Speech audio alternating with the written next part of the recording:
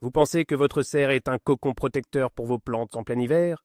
Un havre de paix où vos futurs légumes grandissent à l'abri du gel. Et si je vous disais qu'en janvier, ce même abri peut se transformer en piège mortel? Tout ça à cause d'un seul symptôme que 90% des jardiniers ignorent ou sous-estiment. Un détail qui semble anodin, mais qui a le pouvoir de détruire toute votre saison de jardinage avant même qu'elle ne commence. Dans cette vidéo, nous allons mettre en lumière ce tueur silencieux. Je vais vous montrer comment le repérer, comprendre pourquoi il est si dangereux et surtout vous donner les clés pour l'éradiquer définitivement. Restez bien jusqu'à la fin, car la survie de votre potager en dépend peut-être. Pour bien comprendre le problème, il faut d'abord comprendre comment fonctionne une serre en hiver, et plus particulièrement en janvier. C'est une période critique. Les journées sont courtes, le soleil est bas, et sa chaleur, même si elle est amplifiée par l'effet de serre, est de courte durée. Pendant la journée, la température à l'intérieur monte. L'eau présente dans le sol et dans les plantes s'évapore, créant un air chaud et humide. C'est le principe de base, mais la nuit, tout bascule. La température extérieure chute brutalement et les parois de votre serre, qu'elles soient en verre ou en plastique, deviennent glaciales. C'est là que la physique entre en jeu. L'air chaud et chargé d'humidité à l'intérieur entre en contact avec ces parois froides. Résultat, l'humidité se condense et se transforme en gouttelettes d'eau. C'est exactement le même phénomène que la buée sur la fenêtre de votre salle de bain après une douche chaude. Sauf que dans votre serre, ce phénomène se répète chaque jour et chaque nuit, créant un cycle infernal. Et c'est ce cycle qui est la source du symptôme dévastateur que nous allons maintenant disséquer. Alors, quel est ce symptôme? Parlons-en concrètement. Vous devez devenir un véritable détective dans votre propre serre. Le premier indice, le plus évident, ce sont ces fameuses gouttelettes d'eau. Mais attention, je ne parle pas d'une fine buée qui disparaît au premier rayon du soleil. Non, le signe d'alerte maximal, c'est une condensation abondante, persistante. Imaginez des perles d'eau qui recouvrent l'intégralité des parois intérieures, du matin au soir. Observez de près, ces gouttes s'accumulent, elles fusionnent pour en former de plus grosses, puis elles commencent à ruisseler le long des murs. C'est un signe que l'air est complètement saturé en humidité. Allez plus loin, levez la tête. Est-ce qu'il pleut dans votre serre? Si des gouttes tombent du plafond sur vos plantes, ou même sur vous, l'alerte est maximale. L'atmosphère ne doit pas être celle d'une grotte tropicale, mais celle d'un abri sain. L'air ambiant est un autre indice. Est-il lourd? Moite? Avez-vous l'impression d'entrer dans un hammam froid? Si oui, ne cherchez plus. Vous avez identifié le symptôme. Ce n'est pas juste de l'eau, c'est le signal que votre serre est en train de suffoquer. Maintenant que vous avez identifié le symptôme, vous vous demandez peut-être en quoi est-ce si grave? Après tout, les plantes ont besoin d'eau, non? C'est une erreur de jugement fatale. Cette eau de condensation n'est pas une douce rosée bienfaitrice. C'est un poison lent. Pensez à cette humidité stagnante comme à une invitation ouverte à tous les pires ennemis du jardinier.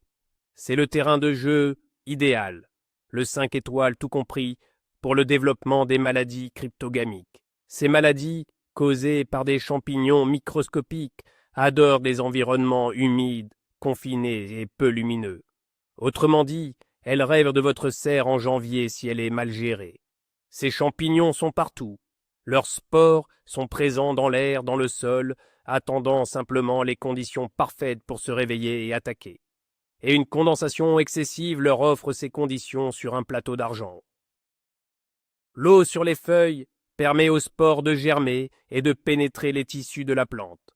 Le manque de circulation d'air empêche le feuillage de sécher. Maintenant, cette porte d'entrée ouverte en permanence. C'est le début de la fin pour vos jeunes plants si fragiles. Parmi ces maladies redoutables, la plus connue et la plus rapide est le botrytis, aussi appelé la pourriture grise. Son nom est assez explicite. Si vous voyez un feutrage grisâtre, comme de la moisissure de pin, apparaître sur une tige, une feuille ou un fruit, c'est lui. Le botrytis est un nécrotrophe, ce qui signifie qu'il se nourrit des tissus morts pour ensuite attaquer les tissus sains. Ils profitent de la moindre petite blessure sur une plante, ou simplement d'un pétale de fleur tombé sur une feuille humide pour s'installer. Une fois en place, sa progression est fulgurante. Les gouttes de condensation qui tombent du toit ou qui ruissellent des parois sont le moyen de transport parfait pour ces apports. Une seule plante infectée peut contaminer toute votre serre en quelques jours à peine. Imaginez vos magnifiques semis de laitue ou vos jeunes plants de tomates, si prometteurs, se transformer en une masse molle et grise. C'est une vision déchirante pour tout jardinier, et elle est la conséquence directe de cette humidité que vous pensiez inoffensive. Le botrytis est l'assassin numéro 1 dans les serres mal ventilées en hiver. L'autre grand ennemi qui profite de la condensation, c'est le mildiou. Celui-là, tous les jardiniers le connaissent et le craignent, surtout sur les tomates. Mais il attaque bien d'autres plantes. Contrairement au botrytis, qui aime s'attaquer aux parties faibles, le mildiou est un parasite qui a besoin de tissus vivants pour se développer. Il se manifeste souvent par des taches jaunâtres sur le dessus des feuilles qui finissent par brunir et se dessécher, tandis qu'un léger duvet blanc peut apparaître sur le dessous. Le mildiou affaiblit considérablement la plante en détruisant sa capacité à réaliser la photosynthèse. Il la vide de son énergie.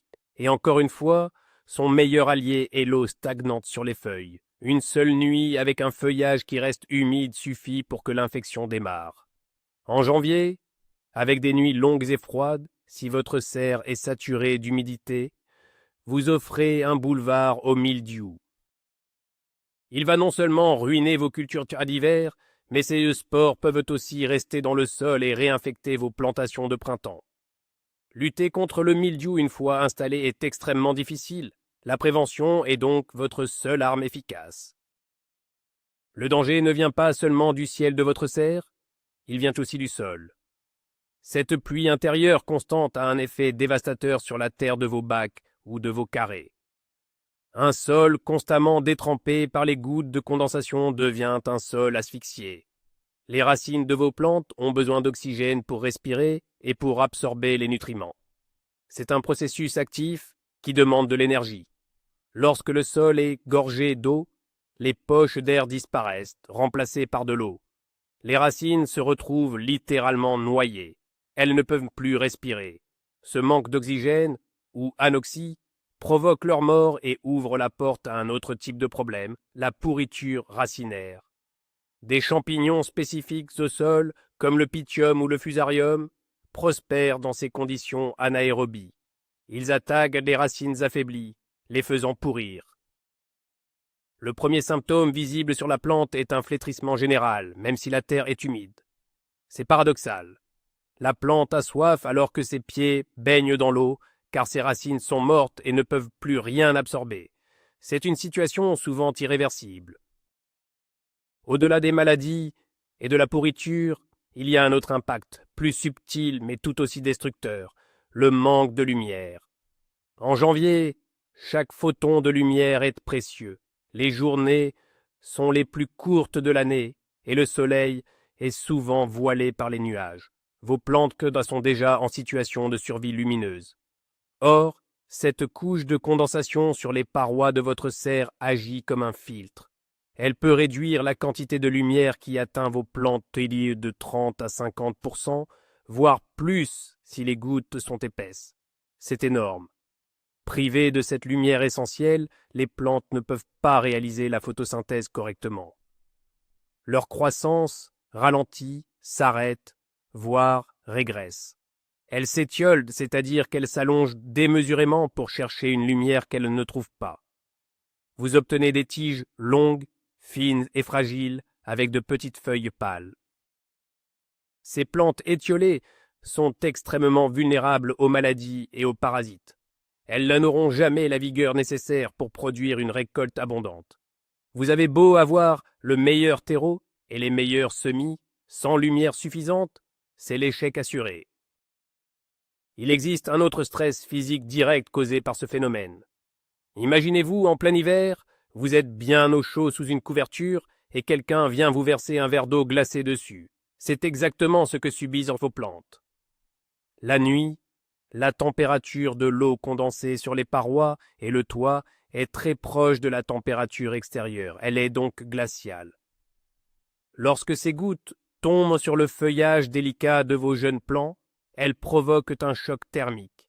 Ce stress brutal affaiblit la plante et la rend encore plus susceptible aux attaques de maladies. C'est une agression constante, une micro-douche froide répétée tout au long de la nuit. Ce choc peut causer des lésions sur les feuilles, des points de nécrose qui seront autant de portes d'entrée pour le botrytis et autres champignons. De plus, une plante constamment stressée consacre son énergie à survivre plutôt qu'à grandir.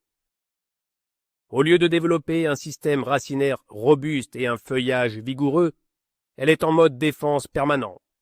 Cet effet de douche froide est souvent négligé, mais il contribue grandement à l'affaiblissement général des cultures dans une serre trop humide. Maintenant que le tableau est bien noir, passons aux solutions. Car oui, il existe des solutions simples et efficaces. La première, la plus importante, la règle d'or absolue, c'est la ventilation. Je sais ce que vous pensez. Ventiler en janvier? Mais je vais faire entrer le froid et perdre toute la chaleur accumulée. C'est une peur légitime, mais c'est un mythe qu'il faut absolument déconstruire. Il ne s'agit pas de laisser votre serre ouverte aux quatre vents pendant des heures. Le secret est de ventiler de manière intelligente et brève. Le meilleur moment pour le faire est au milieu de la journée, lorsque le soleil est au plus haut et que la température extérieure est la moins froide. Ouvrez la porte et, si possible, une lucarne de toit pendant 10 à 15 minutes. Cet appel d'air va chasser l'air chaud et saturé d'humidité et le remplacer par un air extérieur plus froid et surtout beaucoup plus sec. C'est un renouvellement d'air essentiel. Même si la température intérieure baisse de quelques degrés, ce n'est pas grave. Elle remontera vite dès que vous refermerez, mais l'humidité, elle, aura été évacuée. C'est le geste le plus important que vous puissiez faire pour la santé de votre serre. Ce geste de ventilation quotidien doit devenir un réflexe, comme ouvrir les fenêtres de votre maison le matin. Même s'il fait gris, même s'il pleut, même s'il neige, il faut le faire. 10 minutes suffisent. Cela permet de casser le cycle d'accumulation de l'humidité. Si votre serre n'a pas de lucarne de toit, ouvrir simplement la porte créera un courant d'air. Si vous avez deux portes, c'est encore mieux. Ouvrez les deux pour créer un véritable courant d'air traversant. L'objectif est simple, faire sortir l'air vicié et humide. Pensez-y comme à la respiration de votre serre. Sans cette respiration, elle s'étouffe. Un autre bon réflexe est de passer un chiffon ou une raclette sur les parois le matin pour enlever le plus gros de la condensation. C'est un peu fastidieux, mais cela peut retirer une quantité d'eau impressionnante et grandement contribuer à assainir l'atmosphère. Pour les grandes serres, des systèmes d'ouverture automatique de lucarnes, basés sur la température, peuvent être un excellent investissement. Mais pour la plupart d'entre nous, une simple ouverture manuelle et quotidienne est la clé du succès. La deuxième solution, complémentaire à la ventilation, est la circulation de l'air. Il ne faut pas confondre les deux. La ventilation échange l'air avec l'extérieur, tandis que la circulation déplace l'air à l'intérieur de la serre. Maintenir un léger mouvement d'air constant à l'intérieur est crucial pour plusieurs raisons. Premièrement, cela homogénéise la température et évite la création de poches d'air froid et d'air chaud. Deuxièmement, et c'est le plus important pour notre problème, cela empêche l'air humide de stagner au contact des surfaces froides, limitant ainsi la formation de condensation. Un air en mouvement constant aide également le feuillage des plantes à sécher beaucoup plus rapidement après un arrosage ou pendant la nuit. Cela réduit considérablement la fenêtre de temps pendant laquelle les spores de champignons peuvent germer. Comment faire? L'idéal est d'installer un ou plusieurs petits ventilateurs de brassage de faible puissance que vous laissez tourner en continu ou sur un minuteur. Placez-les en hauteur pour qu'ils brassent l'air dans toute la serre. Un simple ventilateur de bureau peut déjà faire une grande différence dans une petite serre. L'investissement dans un petit ventilateur est minime par rapport aux bénéfices que vous en tirerez. Choisissez un modèle conçu pour résister à l'humidité, ou placez-le de manière à ce qu'ils ne reçoivent pas de gouttes d'eau. La consommation électrique de ces petits appareils est très faible, souvent équivalente à une ampoule basse consommation. L'idée n'est pas de créer un ouragan, mais une douce brise permanente. Ce léger courant d'air a aussi un autre avantage. Il renforce les tiges de vos jeunes plants. En les obligeant à résister à ce mouvement constant, vous les rendez plus trapus, plus forts et plus résistants, un phénomène appelé thigmomorphogenèse. Ils seront mieux préparés pour leur transplantation future à l'extérieur. Donc, en plus de lutter contre la condensation et les maladies, vous contribuez à former des plants plus robustes.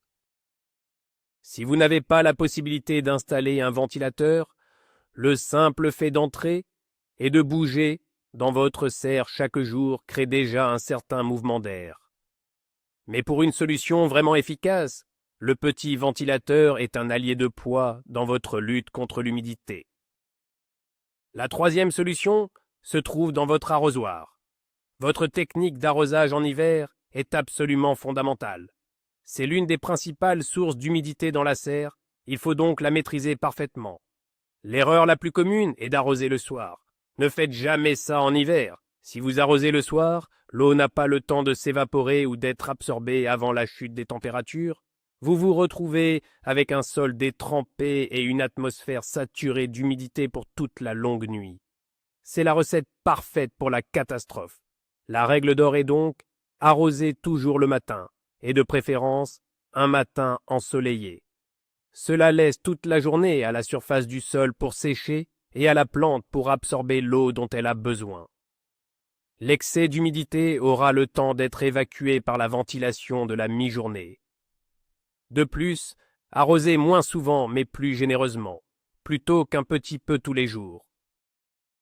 Laissez la surface du sol sécher entre deux arrosages. Cela limite l'évaporation de surface et décourage le développement de champignons et de petites mouches de terreau. La manière dont vous apportez l'eau est tout aussi importante que le moment où vous le faites. Évitez à tout prix d'arroser le feuillage de vos plantes. Utilisez un arrosoir à pomme fine ou un pistolet en mode pluie qui mouille, tout est une très mauvaise idée. Vous recréez artificiellement les conditions que vous cherchez à éviter. Un feuillage humide propice aux maladies. La meilleure technique est d'arroser directement au pied des plantes, avec un arrosoir sans pomme ou un système de goutte à goutte. L'eau doit aller directement aux racines, là où elle est utile. En gardant le feuillage et la surface du sol aussi sec que possible, vous coupez l'herbe sous le pied des champignons pathogènes. Pour les semis en terrine, l'arrosage par capillarité est une excellente méthode. Placez vos terrines dans un plateau rempli de quelques centimètres d'eau et laissez le terreau s'imbiber par le dessous. Une fois que la surface est humide, retirez les terrines. Cela garantit une humidité parfaite au niveau des racines sans jamais mouiller les jeunes plantules fragiles. Maîtriser l'arrosage, c'est maîtriser 80% du problème d'humidité. Un autre aspect, souvent négligé, est l'organisation à l'intérieur de la serre. Une serre surpeuplée est une serre qui respire mal. Si vos plantes sont trop serrées les unes contre les autres, l'air ne peut pas circuler entre elles. Des zones d'humidité stagnante se créent, le feuillage ne sèche jamais correctement, et les maladies peuvent se propager d'une plante à l'autre par simple contact. Il est donc crucial de respecter les distances de plantation, même en serre. Laissez de l'espace autour de chaque plante. Cela peut sembler être une perte de place, mais une plante qui a de l'espace sera en meilleure santé, plus productive et moins sujette aux maladies. Pensez aussi à la taille. N'hésitez pas à enlever les feuilles du bas de vos plants de tomates ou de concombres, par exemple. Ces feuilles sont souvent les premières à être touchées par les maladies, et elles empêchent l'air de circuler au niveau du sol. Une bonne circulation de l'air à la base des plantes est essentielle. Gardez votre serre propre et rangée. Enlevez immédiatement les feuilles mortes, les fruits abîmés ou les plantes malades. Ce sont des foyers d'infection potentiels. L'emplacement et le type de vos cultures jouent aussi un rôle. Toutes les plantes n'ont pas les mêmes besoins en humidité. Essayez de regrouper les plantes qui apprécient une atmosphère un peu plus humide et séparez-les de celles qui préfèrent un environnement plus sec. évitez de placer les plantes les plus sensibles aux maladies, comme les tomates ou les cucurbitacées, dans les zones les moins bien ventilées de la serre. Placez-les plutôt près de la porte ou des aérations. Surélever vos pots et vos bacs peut également aider. En les plaçant sur des étagères ou des supports, vous permettez à l'air de circuler tout autour, y compris en dessous. Cela évite que la base des pots ne baigne dans une flaque d'eau sur le sol et favorise un meilleur drainage. Une serre bien organisée n'est pas seulement plus agréable à regarder, c'est une serre fonctionnelle où chaque élément contribue à créer un environnement sain et équilibré. Prenez le temps en hiver de repenser l'aménagement de votre serre pour optimiser les flux d'air et la gestion de l'espace. Parfois, malgré tous vos efforts de ventilation et de bonne gestion de l'arrosage, la condensation peut rester un problème, surtout si vous vivez dans une région très humide. Il existe des solutions techniques pour aller plus loin. L'une d'elles est le film anti-condensation. Certains fabricants de serres proposent des bâches ou des plaques de polycarbonate traitées avec un revêtement spécial. Ce traitement empêche l'eau de former des gouttes. Au lieu de cela, l'humidité s'étale en un film très fin et transparent qui s'écoule le long des parois sans goûter sur les cultures. C'est une option à considérer si vous construisez ou rénovez votre serre. Une autre solution est l'utilisation d'un déshumidificateur d'air électrique. C'est une solution plus coûteuse en énergie, à réserver aux situations extrêmes ou pour la protection de cultures de grande valeur. Cependant, pour une petite serre de loisirs, c'est souvent excessif. Une solution plus simple et plus économique est l'utilisation d'absorbeurs d'humidité chimiques, les mêmes que ceux utilisés dans les maisons, mais leur efficacité dans un grand volume comme une serre est limitée. Une technique très efficace et de plus en plus populaire est l'utilisation d'une double paroi. Cela peut être fait en installant un film à bulles d'isolation à l'intérieur de votre serre. Ce film crée une couche d'air isolante entre l'intérieur et l'extérieur. L'avantage est double. Premièrement, cela améliore considérablement l'isolation thermique, vous faisant gagner quelques degrés précieux et réduisant vos besoins en chauffage si vous en utilisez.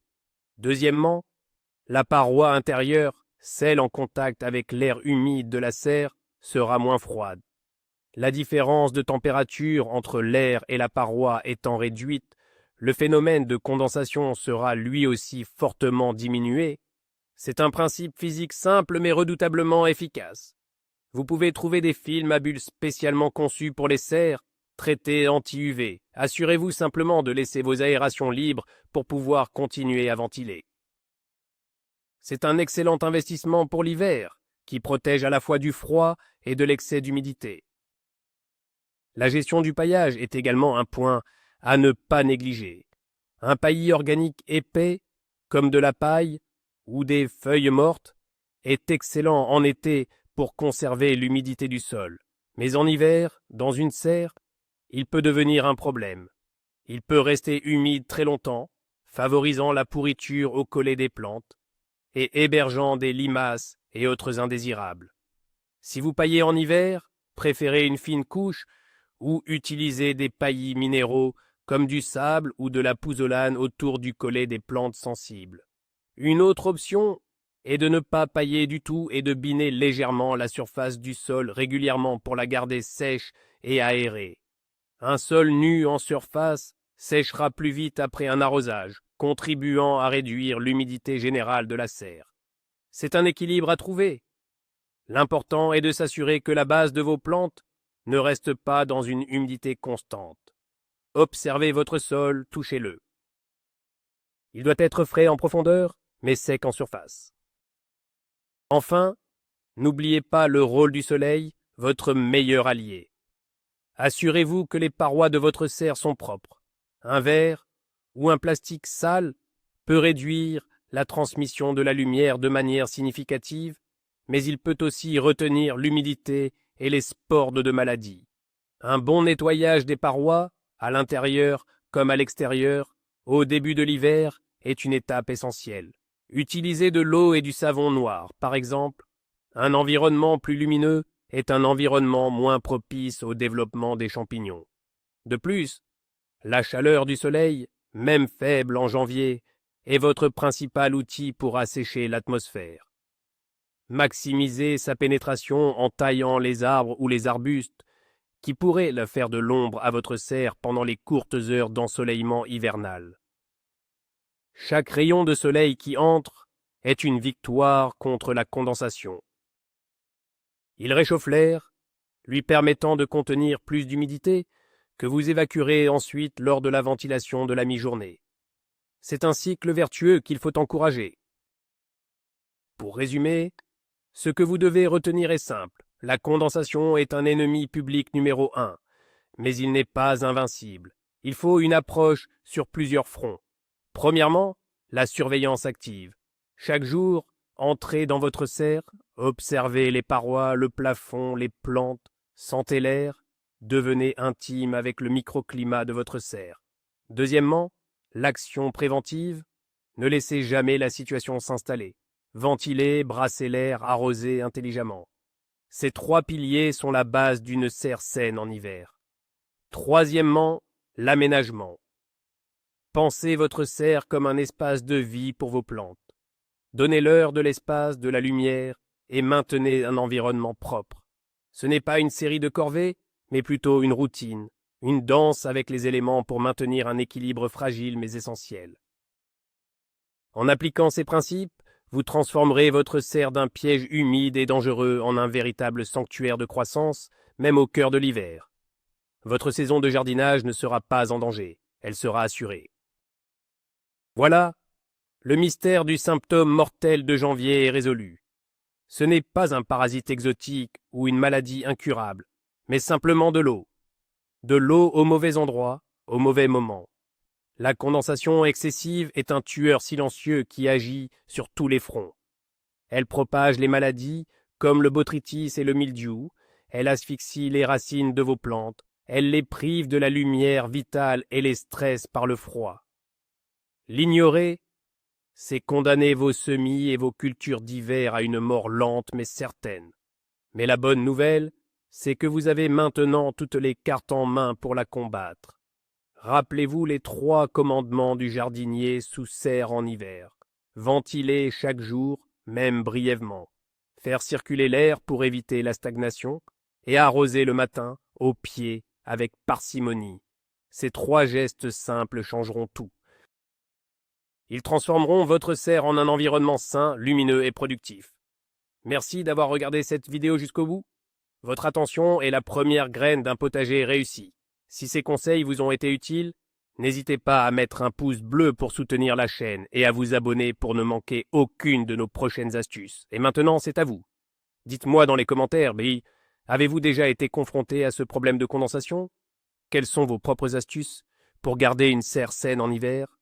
Partageons nos expériences pour tous progresser ensemble.